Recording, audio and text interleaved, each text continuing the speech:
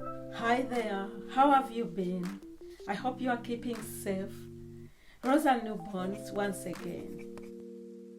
In my video today, I'm going to talk about coming home with your newborn baby. It is very exciting, interesting, but what I want you to know, that baby must eat, that baby must grow. It's your responsibility, mom, that baby keeps growing. Make sure when you come home, your baby has food throughout the night. You have enough food to give your baby throughout the night. Not only throughout the night, all the time. That baby will need so much food. And it would be a good idea if you have some formula. Let's say you are breastfeeding, have some formula on the side. You never know. Sometimes things don't go according to plan. For those unexpected circumstances, if a bottle and a formula milk should be at the side. Another thing I want to talk about, if you are breastfeeding, is frequent feeding. It is very helpful at this early stage.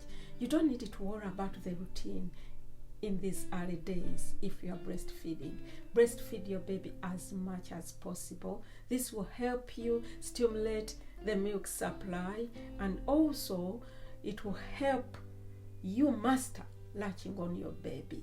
Another thing that will happen is your baby will be familiarized with the source of food. So frequent feeding is good with breastfeeding. However, if you are bottle feeding like a formula, a 4-hourly feeding routine is perfect.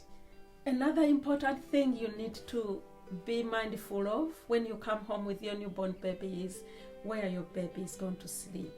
Room temperature is very important. When I was working as a maternity nurse, I found that temperature between 19 degrees to 22 degrees, between there is perfect. When it's below 19 degrees, babies don't sleep.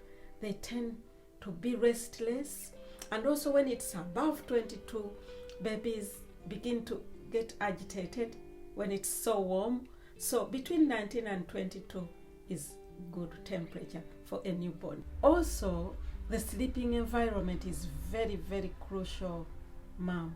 If this is your first baby, even if it's not your first baby, we forget. The sleeping environment should be suitable to keep your baby safe. Let's say maybe you have to get a Moses basket or a baby cot. Don't sleep with your baby in the same bed. This is a very, very important point, mothers. If you've just given birth, don't ever sleep with your baby in your bed. You know what? Do you know why I'm saying this? After giving birth, you are very tired. You are exhausted. You would come home and you feel like, oh, I'm back home. I'm back in my bed. And I'm telling you, you'll go into that bed and sleep like a baby. Never make a mistake to go into that bed with your baby. Put the baby in a separate place, or a separate bed, or a separate cot, not in your bed. This is what happens. You can really go into a deep sleep and you throw your hand on your baby. That baby won't have energy to push away your hand. Or you can throw the whole quilt over your baby for 3 hours. Can you imagine? You don't want that, mothers. The best way to avoid all these dangers, don't go to bed with your baby. Another one is baby's dressing. Try to dress your baby not so much. Babies do generate heat. If you put on so many layers on the baby and then cover the baby, it will get that the whole environment will get too hot and your baby will not be comfortable in that heat. I'm saying this. These things happen. One time I found a mother. It was hot, and if I could, I would be walking half dressed. But I found this mother wrapped the baby in a blanket in heat, walking in the sun. And I said to her, why are you doing that? And she said, oh, babies don't feel heat. And when we took off the blanket, oh my goodness, the baby was sweating. And you know what? I told her, take off all these layers. Your baby has enough heat to keep that baby warm. This is too much. So that the reason why I'm saying all of these things, so many mothers don't pay attention to things like temperature. Now you have come home, new responsibilities, we have a new member in the family, and it can be hectic.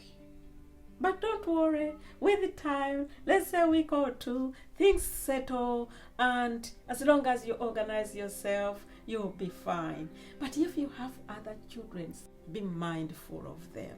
Give you one experience.